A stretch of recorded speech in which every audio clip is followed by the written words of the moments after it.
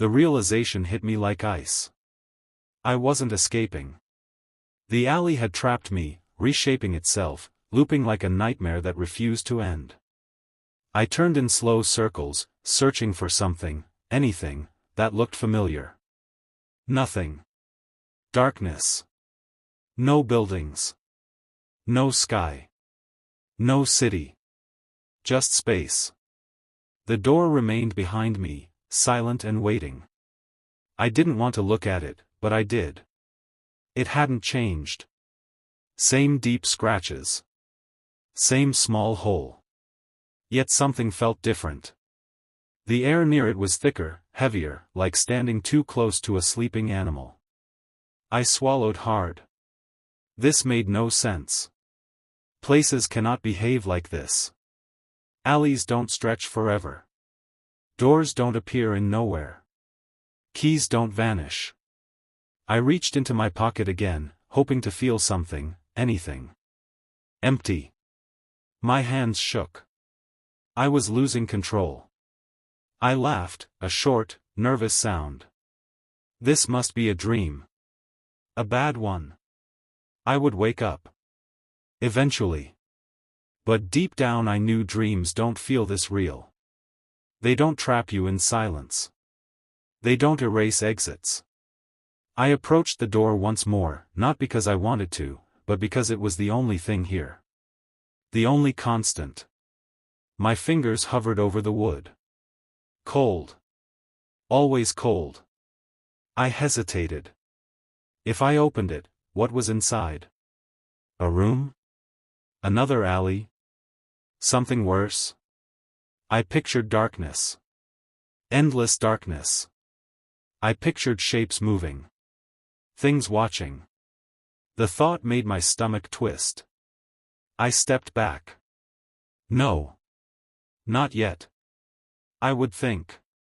Find a solution. There had to be one. But somewhere deep inside, I already understood. There was no solution. Some places don't release their visitors. Some doors remain closed, until they decide otherwise. For those watching on YouTube or Facebook from a computer, PC, or television, please subscribe or follow the channel or page. Thank you. I stayed near the door, unsure what else to do. The darkness around me felt alive, shifting in ways I couldn't explain. No wind, yet I sensed movement. No sound, yet I felt watched. My rational mind screamed that this was impossible. Places don't behave like this. Space doesn't loop. But logic had abandoned me the moment the alley disappeared. I touched the door again. Cold. Always cold. The scratches were deeper now, as if something had tried to break through. My stomach tightened. I imagined hands on the other side, clawing at the wood. Impossible. I told myself stories. Horror tricks. Hallucinations. That happens under stress. The human mind creates patterns where none exist. I repeated it like a mantra. It didn't help. The air grew heavier. Harder to breathe. I stepped away, trying to focus. If I couldn't leave, would wait. Someone would notice I was gone. They would search. Find me. Rescue me. But a darker thought crept in. What if no one could find this place? What if it didn't exist on maps or in reality?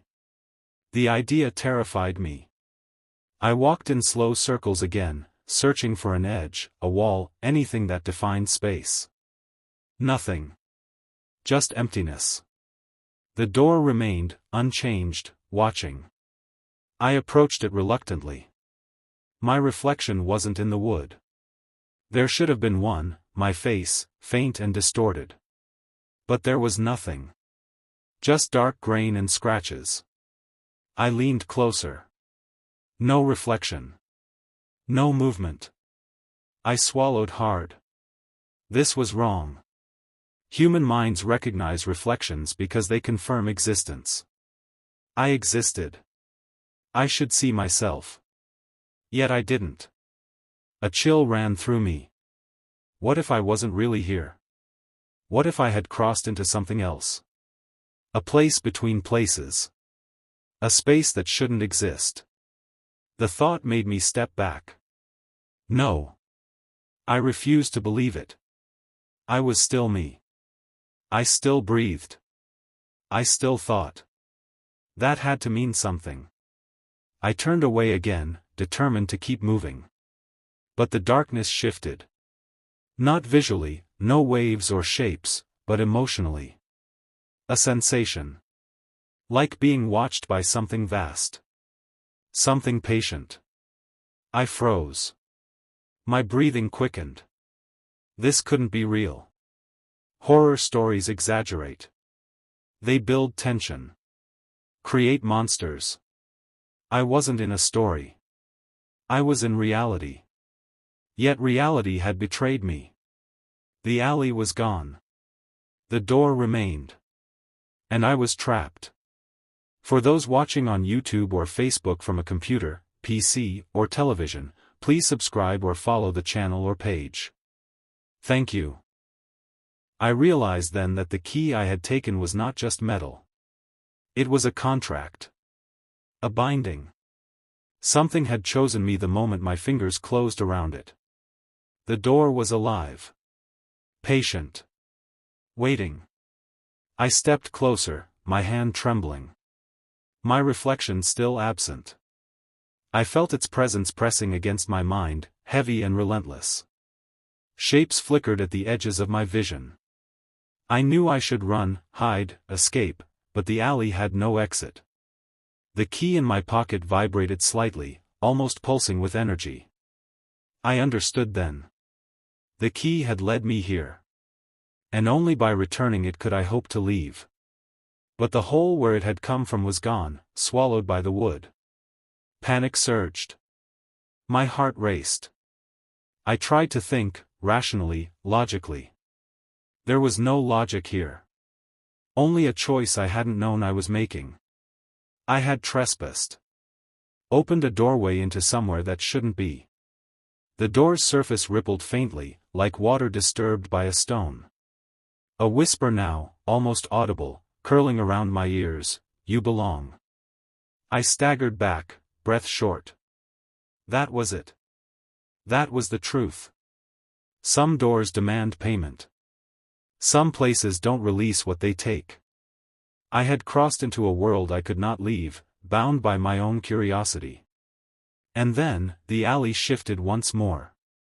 Behind me, the streets of the city reappeared. Everything looked normal. The alley gone. The door vanished. I was outside, on the sidewalk. People passed by, oblivious. I clutched the key in my hand. It felt warm now. Too warm. A smile tugged at my lips, but terror ran deeper. I had returned, but something had followed me. I could feel it, patient, watching. Waiting. For those watching on YouTube or Facebook from a computer, PC, or television, please subscribe or follow the channel or page. Thank you.